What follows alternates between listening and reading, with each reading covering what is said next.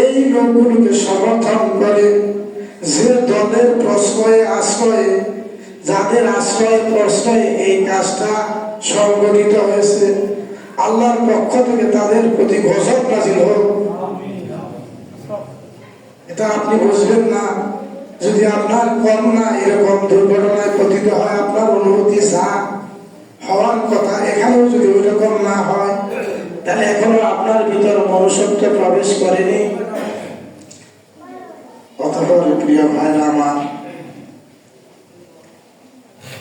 আমরা এমন একটি বাংলাদেশ কামনা করি যে বাংলাদেশে এই ধরনের ধর্ষণ থাকবে না। আপনাকে চান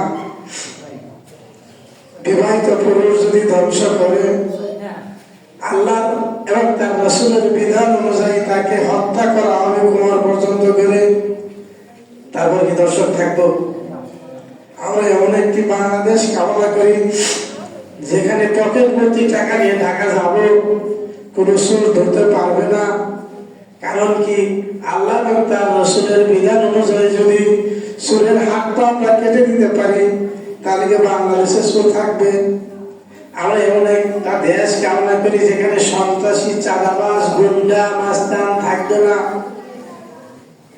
আমরা এমন একটি সুন্দর, সোনালী, সুজলা সফলা বাংলাদেশ কামনা করি যেখানে কি বলেন, সুদ থাকবে না, ঘুষ থাকবে না, মানবতা প্রতিষ্ঠিত হবে। এমন একটি বাংলাদেশ কামনা করি এই রমজান মাসে যেখানে মদ থাকবে না, মাদক থাকবে না, ইয়াবা থাকবে না, হেরোইন থাকবে না। তাহলে এইটা যারা করবে তাদের সাথে আপনাদের উঠা বসা করতে হবে, তাদেরকে ভালোবাসতে হবে। কিন্তু আপনার ইচ্ছাকৃত ভাবে আপনার এলাকাটাকে তুলে দেন মাস্তানের হাতে, তুলে দেন গুন্ডার হাতে, তুলে দেন মদখুরের হাতে, যারা মাদক ব্যবসা করে তাদের হাতে। এদেশ 1971 সালে আল্লাহর মেহেরবানিতে স্বাধীন হয়েছে। এখন পর্যন্ত এই দেশে মদ বেচা কিনা হয়, মদের বিরুদ্ধে কত আইন, কিন্তু কার্যকর হয় না কেন? যারা মদের ব্যবসায়ী, ব্যবসা করে, তারাই হইল আপনার নেতা।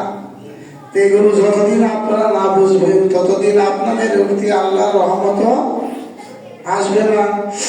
আল্লাহর হাবিব জনাবে মুহাম্মদুর রাসূলুল্লাহ সাল্লাল্লাহু আলাইহি ওয়াসাল্লাম পবিত্র জবানে ইরশাদ করেছেন, বুনিয়াল ইসলাম আলা খামস। এই যে ইসলাম ধর্মের অনুসারী আমরা, এই ইসলাম ধর্মটা 5টা ভিত্তির উপর, 5টা খুঁটির উপর প্রতিষ্ঠিত। তার মধ্যে 1 নাম্বার হচ্ছে শাহাদাতে আল্লাহ ইলাহা ইল্লাল্লাহ ওয়া আন্না মুহাম্মাদান আবদুহু ওয়া রাসূলুহু। 1 নম্বর কি?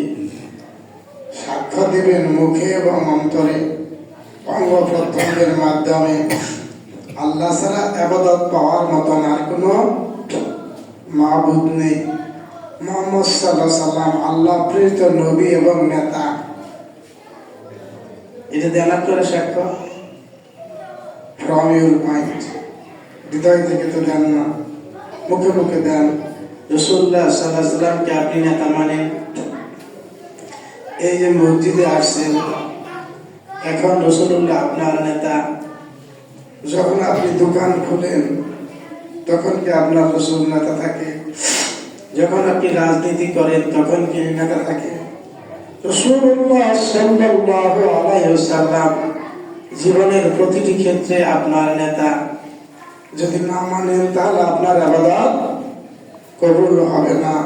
আল্লাহ তাবারক ওয়া তাআলা বলেন, তাহাবাতা আমালুকুম ওয়া আনতুম লা তাশউরুন। হে পৃথিবীর মানুষ, যদি তুমি হৃদয় থেকে সকল কাজে রাসূলকে নেতা না মানতে পারো, তাহলে তোমার ইবাদত বরবাদ হয়ে যাবে, তুমি বুঝতেই পারবে না। তুমি আজকে মসজিদে এসে নামাজ পড়ছো, তাসবিহ তাহলিল করছো, কিন্তু মসজিদ থেকে যখন তুমি বেরিয়ে যাও, তখন যদি তুমি রাসূলকে নেতৃত্বের আসনে দিতে না পারো, তাহলে তোমার কোনো ইবাদত কবুল হয় নাই, হবে না। যেমন করে ইবাদত কবুল হয় নাই আব্দুল্লাহ ইবনে উবাই ইবনে সালুলের। মুনাফিকি করা যাবে না। মসজিদে এসে রাসূলকে নেতা মানে